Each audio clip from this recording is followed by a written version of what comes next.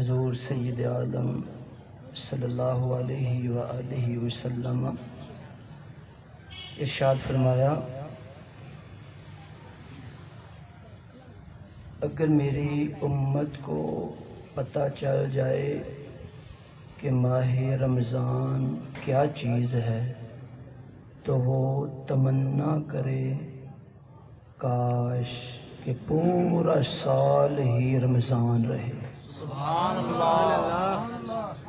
اگر میری امت کو پتہ چل جائے کہ رمضان کیا چیز ہے تو میری امت یہ خواہش کرے، تمنا کرے کہ کاش پورا سال ہی رمضان ہو۔ اللہ اکبر۔ یا رسول اللہ صلی اللہ علیہ وسلم، آپ تو امت پر اتنے مہربان، اتنے شفیق،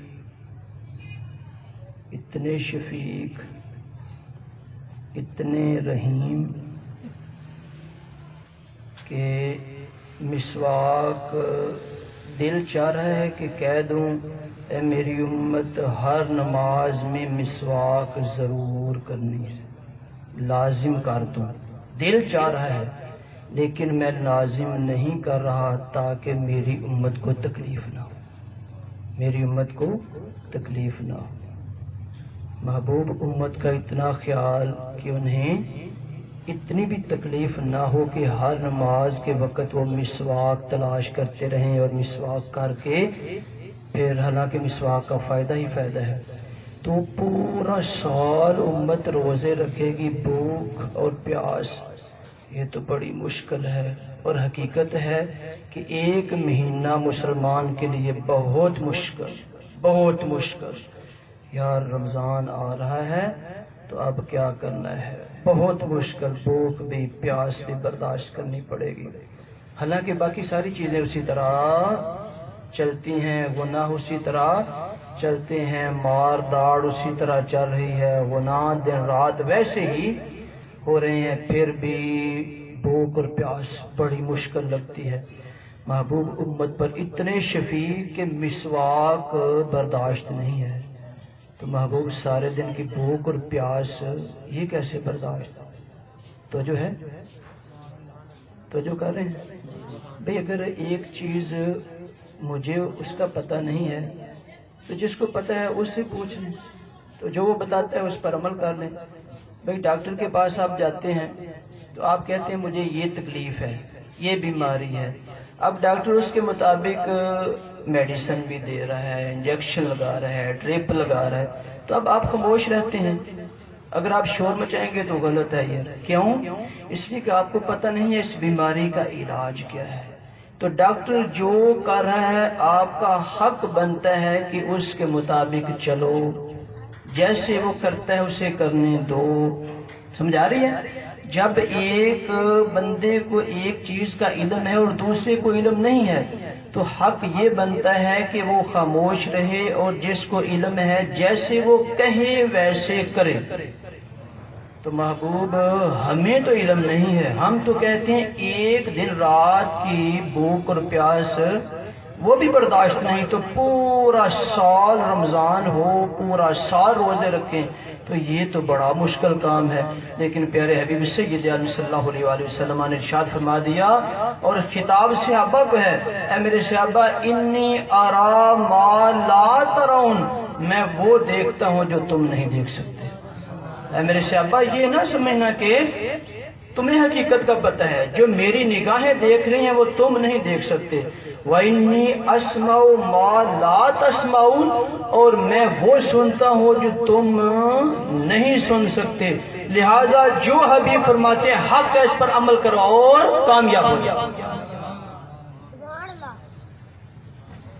بھئی حقیقت سمجھ آ رہی ہے کہ امت تمنا کرے کب؟ جب اس سے پتہ چل جائے کہ رمضان کیا ہے۔ لیکن چونکہ ہمیں پتہ نہیں ہے اس لیے ہم ایک مہینہ بھی بڑا مشکل سمجھتے ہیں۔ روزے کیسے رکھیں گے؟ بھوکا سارا دن رہنا پڑے گا، پیاسا رہنا بڑا مشکل ہے۔ حالانکہ یہ روزہ بھی یہ عام روزہ ہے، یہ خاص روزہ نہیں ہے۔ خاص روزہ وہ وہ اور ہے جو پہلے بتایا تھا، وہ خاص روزہ جس میں نگاہ کی بھی حفاظت ہو، زبان کی بھی حفاظت ہو، سماعت کی بھی حفاظت ہو، ہاتھ کی بھی حفاظت ہو، پاؤں کی بھی حفاظت ہو، پورے وجود کی حفاظت ہو، وہ ہے خاص روزہ۔ تو محبوب ہم تو عام روزہ بڑی مشکل سے رکھتے ہیں، تو پورا سال ہی رمضان ہوگا تو پھر تو ہمارے لیے، اور محبوب کریم ہو کر رحیم ہو کر پھر بھی ارشاد فرماتے ہیں اگر تمہیں پتہ چل جائے نا جو کچھ رمضان میں تجھے ملتا ہے تو پھر تو ضرور تمنا کرے الہی میں راضی، میں محبوب نے جو فرمایا میں اس پر راضی، اور پورا سال ہی روزہ رکھنے کے لیے تیار ہے۔ اللہ اکبر اللہ اکبر۔ یا رسول اللہ صلی اللہ علیہ وسلم، حج عمر میں ایک بار فرض ہے، اور وہ بھی مالدار پر۔ صحابی کھڑے ہو جاتے ہیں، یا رسول اللہ صلی اللہ علیہ وسلم کیا ہر سال حج فرض ہے؟ محبوب خاموش، پھر سوال کیا ہر سال فرض ہے؟ محبوب خاموش، پھر سوال کیا محبوب ہر سال حج فرض ہے؟ حضور سید عالم صلی اللہ علیہ وسلم نے ارشاد فرمایا اگر میں کہہ دیتا فرض ہے تو ہر سال ہی حج فرض ہو جاتا۔ تو حبیب پھر فرمایا کیوں نہیں ہے؟ اپنی امت کے لیے، اپنی امت کے لیے، اپنی امت کی آسانی کے لیے، انہیں دشواری نہ ہو۔ سال کے بعد حج، اور وہ بھی حج کس کے لیے ہے؟ مالدار کے لیے۔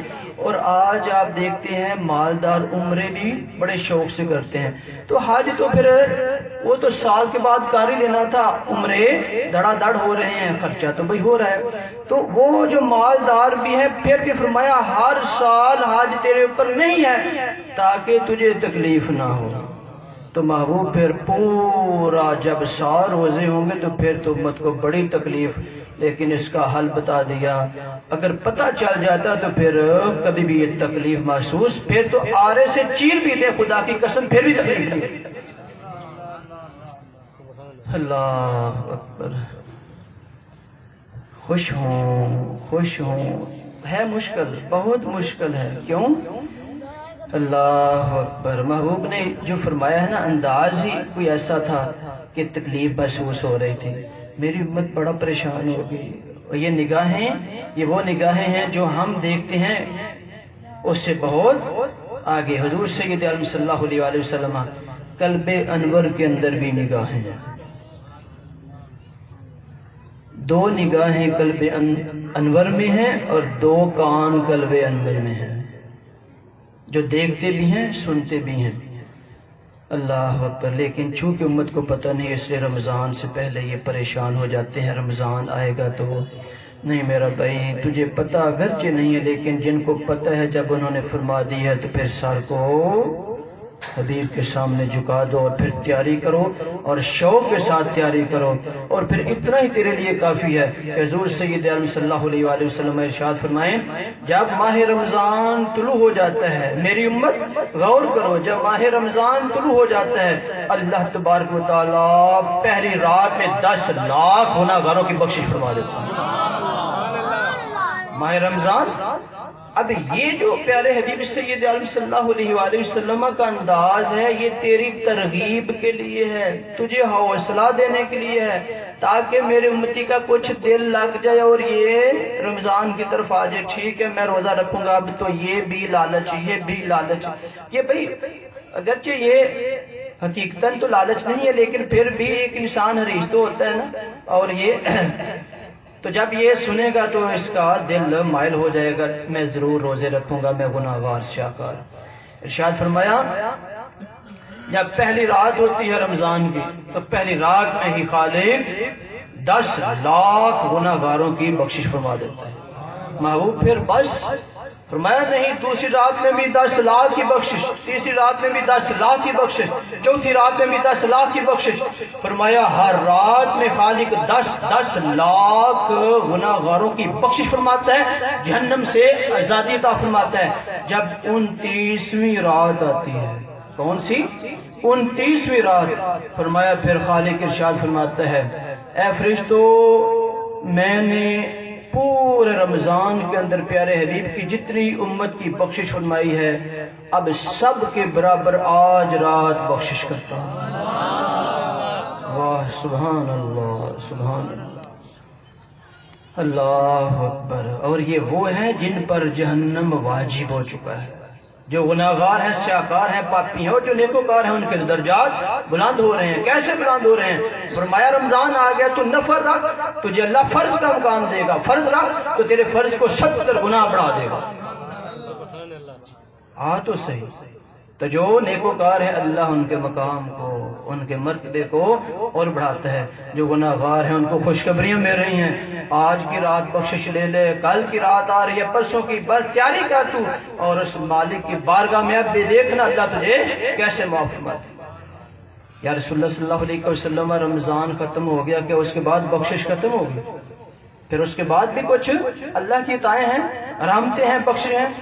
ارشاد فرمایا میرا خالق فرماتا ہے جب چاند رات ہوتی ہے عید الفطر کی رات تو پھر خالق فرشتوں کو بلاتا ہے اور ارشاد فرماتا ہے فرشتوں ایک سوال کا جواب دو. الہ العالمین حکم حکم. تو خالق ارشاد فرماتا ہے بتاؤ وہ مزدور جس نے پوری مزدوری کی ہو، پورا کام کیا ہو، جتنا وقت تھا پورا اس نے کام کیا ہے، بتاؤ اس کو کیا ملنا چاہیے؟ نہیں سمجھے. رب فرما رہا ہے فرشتوں سے اے فرشتوں بتاؤ وہ مزدور، وہ دیہڑی دار جو اپنا کام مکمل کر لیتا ہے تو بتاؤ اسے کیا ملنا چاہیے؟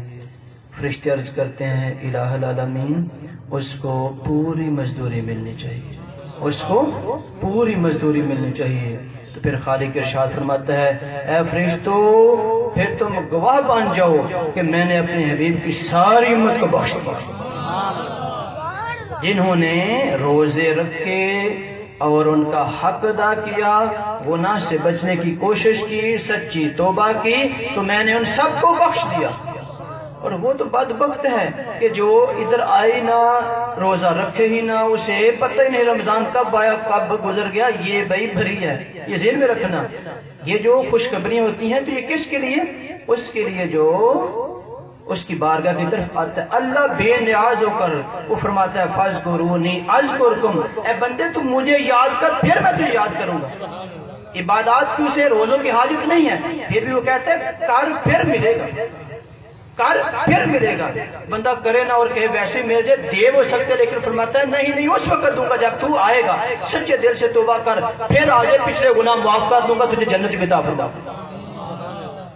اللہ اکبر. سمجھیں میرا بھائی، سمجھیں بخشش، رحمتیں، مغفرتیں بے شمار آ رہی ہیں، لیکن پہلے تو اپنے آپ کو تیار کر. یہی رمضان جو آ رہا ہے اس میں وہ خالق پہلے کیا ہے؟ سحری کے ٹائم صدائیں بلند ہوتی ہیں، آوازیں بلند ہوتی ہیں، میرے بندے آ، اگر تجھے رزق چاہیے تو میں رزق عطا فرماتا ہوں، اگر بیمار ہو میں تجھے شفا عطا فرماتا ہوں، اولاد نہیں ہے تجھے اولاد دیتا ہوں، جو مانگتے ہو تجھے عطا فرماتا ہوں. آ تو صحیح. پورا رمضان یہ صدائیں، پھر بھی بدبخت رہ جاتا ہے، اور واقعی بدبخت رہ جاتے ہیں. لہذا اپنا ذہن بنائیں کہیں بدبختوں میں ہم بھی نہ آ جائیں.